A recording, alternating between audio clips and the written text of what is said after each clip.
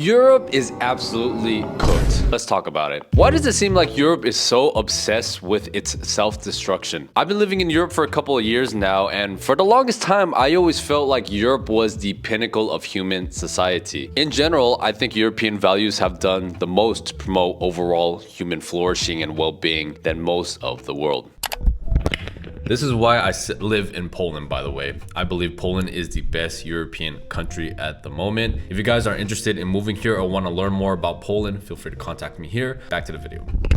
Now, I think Europe has been able to do this because they are the primary recipients of so-called luxury beliefs. This term was initially coined by Rob Henderson. It's when people in the upper class choose to have beliefs that confer status upon them, but they don't suffer the actual consequences when these beliefs go wrong. They've been able to do this because they've accumulated a lot of wealth and mainly have relied on America for support. And because there hasn't really been any major conflict in recent history, they've been able to take all of that money and invest it in social programs and overall well-being of their citizens. Something I've noticed about the world is that the richer a country gets, the more progressive it seems to become. And I think it goes back to Maslow's hierarchy of needs. I think this concept is so brilliant because it perfectly explains why we have different values between the generations. My parents were immigrants to the US, and because they were in survival mode, they had this mentality that they had to work very hard. They were trying to make as much money as possible, provide a good education for my sister and I. But my sister and I don't have that same desire for money and survival that our parents did. So we're able to pursue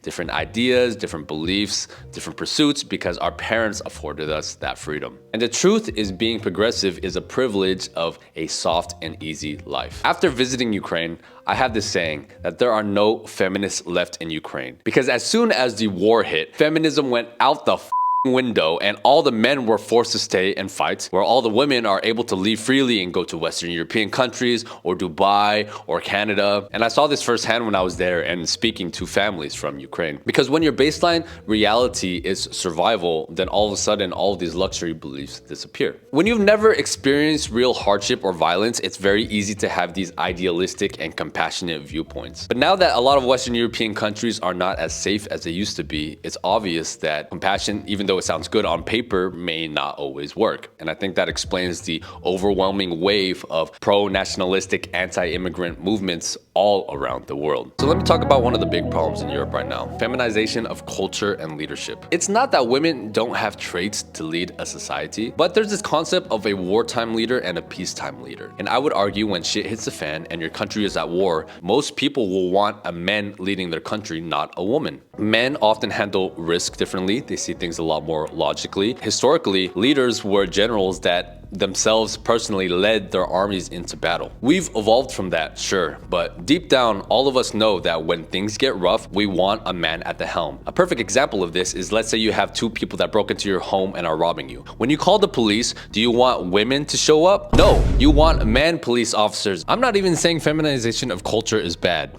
It's all about balance. I think a pure patriarchal society can open the door to abuse, so I believe giving a voice to women is very important. But I think what we're having in the West and European countries right now, it's swinging the opposite way, where feminine voices are being prioritized over male voices. It's bullshit for a lot of reasons, because men have a monopoly on enforcement and force, which means that if things go wrong, it's men's responsibility to clean up the mess. If all the men in Europe woke up one day and decided, you know what, we don't want women to vote, what can women realistically do about it? Women are physically weaker, and they can try to guilt, shame, or use any emotional manipulation tactic in the book, but the underpinning of society is force and violence. If you don't follow this rule, something bad is going to happen to you. All societies require men to do this, so no rules can realistically be enforced unless men decide to do it. So when a real crisis hits, like war, or a bully shows up with a gun at the doorstep, all the feminists shit themselves and they find a man that they can hide behind. I'm not just picking on feminism. I actually respect a lot of those ideas to a certain extent. And I think they do it right in a place like Israel. I'm not supporting Israel, but something that they do that I respect is both men and women do military service.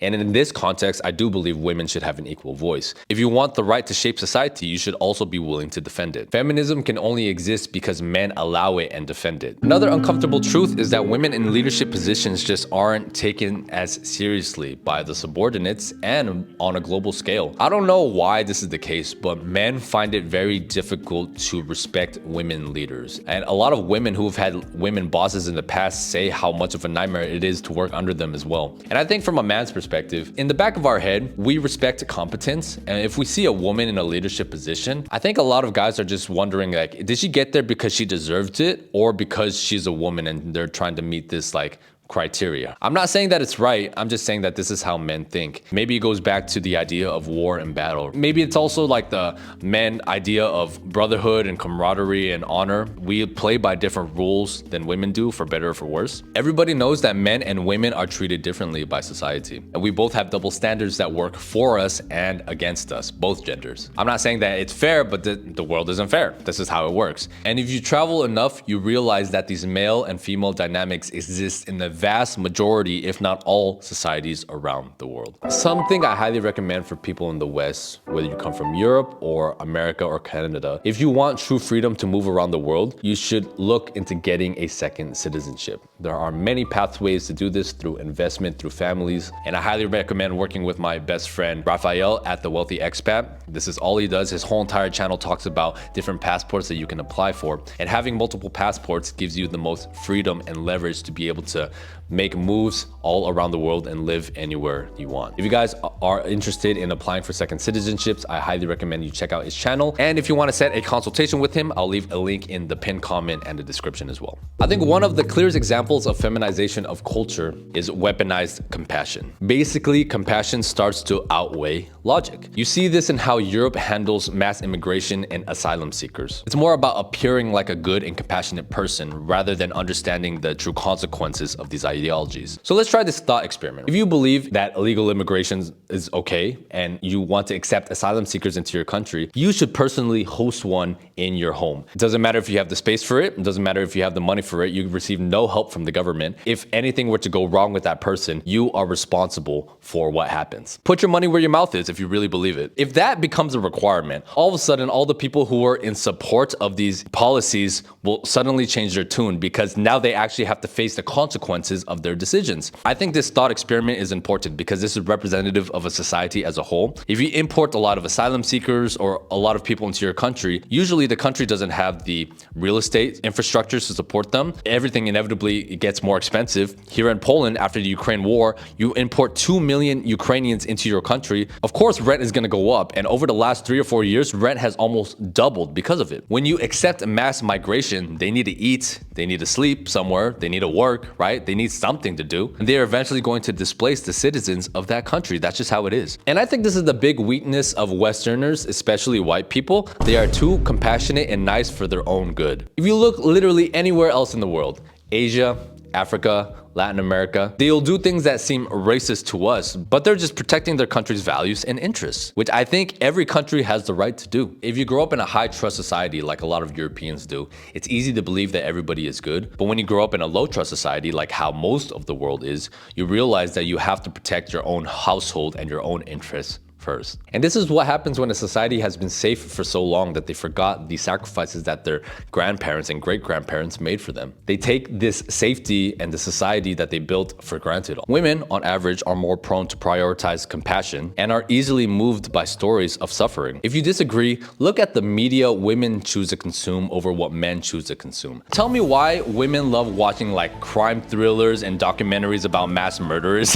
That shit don't make any sense to me. And this is not inherently bad. I think it's the connection to emotions is what makes women truly great. It becomes an issue when the compassion overrides logic and they start promoting policies that prioritize compassion over logic that actually works. And my main problem is that when these policies fail, as they always do, and history has proven this time and time again, who's left to clean up the mess? Is it the women? No, it's men. Because like I said, men have a monopoly on enforcement and force. If you guys are enjoying this video, please like the video and subscribe to the channel. One of the biggest criticisms I have about the EU is that it often feels like the Europeans are all about talk and no action. The EU and NATO is a perfect example of this. It seems like they have meetings to schedule another meeting so that they can have another meeting. And it's a bunch of like bureaucratic BS, talking a big game and patting themselves on the back, but nothing really gets done. A perfect example of this is the bottle cap thing. This is the biggest bullshit that I've ever seen in my life. And this whole entire push that Europeans have to be environmentally friendly, I think is cool and is great, but it becomes a problem once they start lecturing the world on how they need to behave. They forget that caring about the environment is a luxury. Europeans only really account for 5 or 6% of world emissions,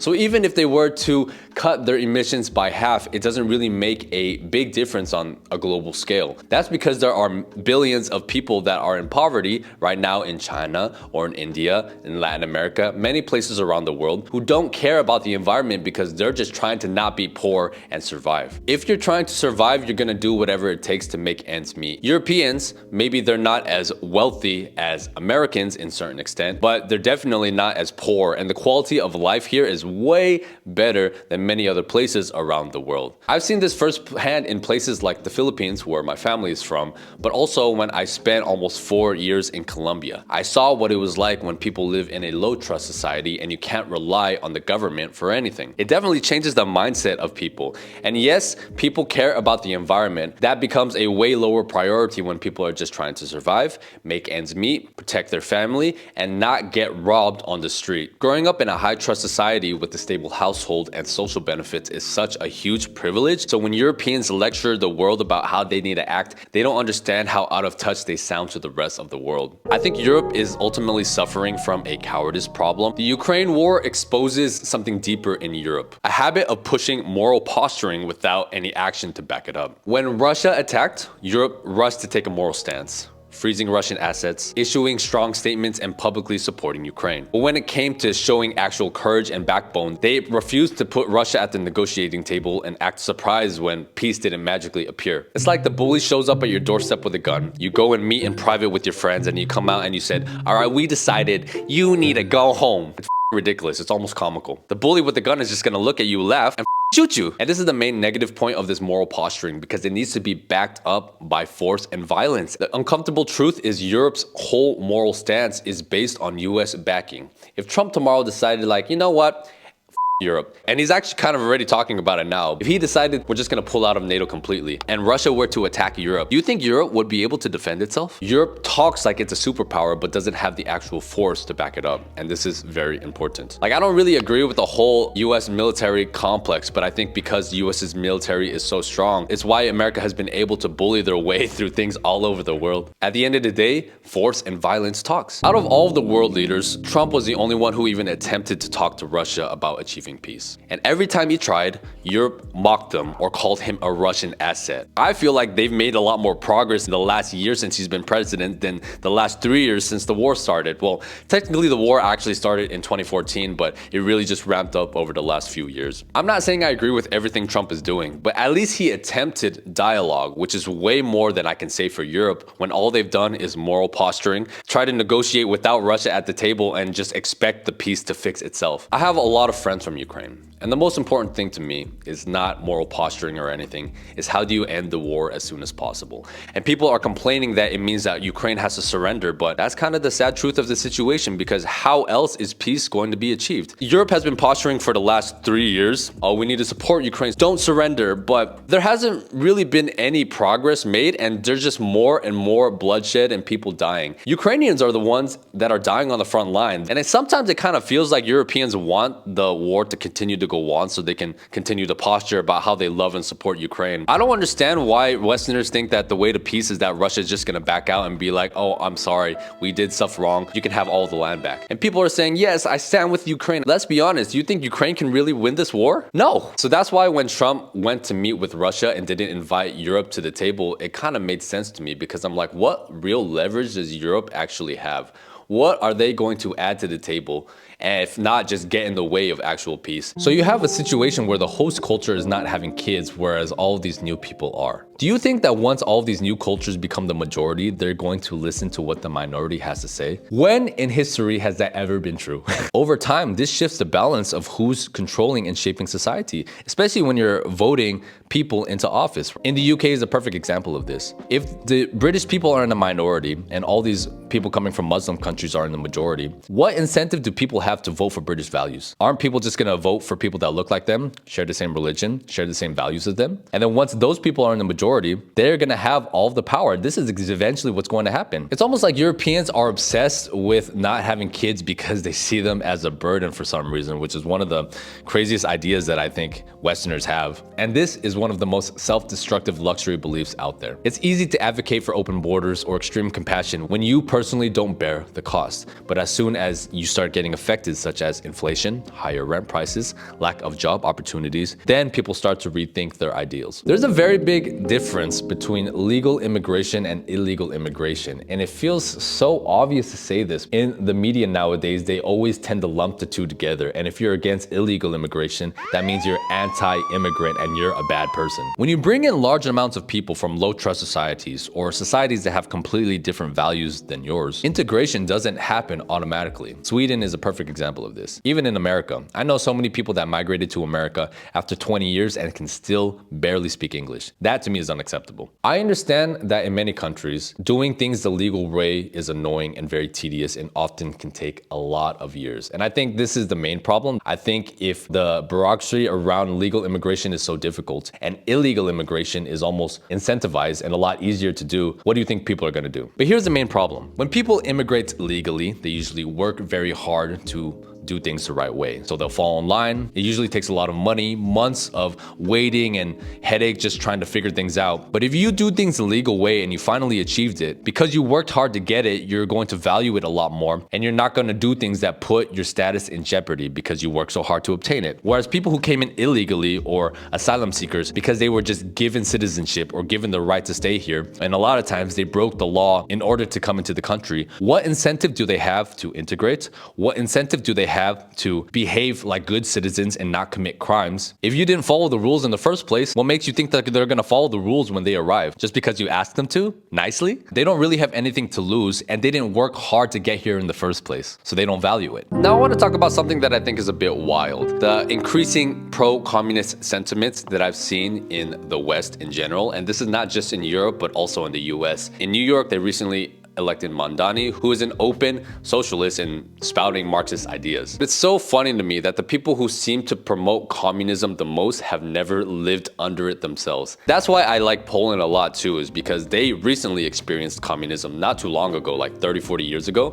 They understand the price of peace and freedom and work diligently to protect it. And that's why they have such strong anti-illegal immigration policies. They're not afraid of being called racist because they understand the reality of the world. And it's weird that people who seem to be the most pro these ideas are coming from universities. But I understand that it's a necessary evil in some ways, because you can't have full capitalism, because if you have all capitalism without any restrictions, you have such huge wealth inequality. And once the wealth inequality gets big enough, of course, people want to stabilize everything and they're gonna be voting or more inclined to more communist ideas. This also applies for how they approach social policies, gender norms, and promiscuity. In a safe and wealthy society, it's easy to adopt progressive norms because there is a cushion of safety from the government and society. And that's why the Scandinavian countries are some of the richest, but also some of the most progressive countries in the world. But in places where life is tougher, people tend to stick to traditional roles because it gives them a higher chance of survival. When I was living in Colombia, it taught me a lot of lessons. In my first year there, I was jumped on the street. Two guys in a moto just came out of nowhere and they said some stuff to me and they started swinging at me. I don't know if they wanted to rob me or if they wanted to jump me because they blamed me for COVID. That was the first experience that I had with actual violence. It showed me the reality of living in a low trust society where you couldn't trust your neighbor or the government to protect you. Promiscuity is acceptable in a lot of European countries because they're allowed to rely on the government support. Contraceptive and abortion is a lot more accessible here as well. In most places in the world,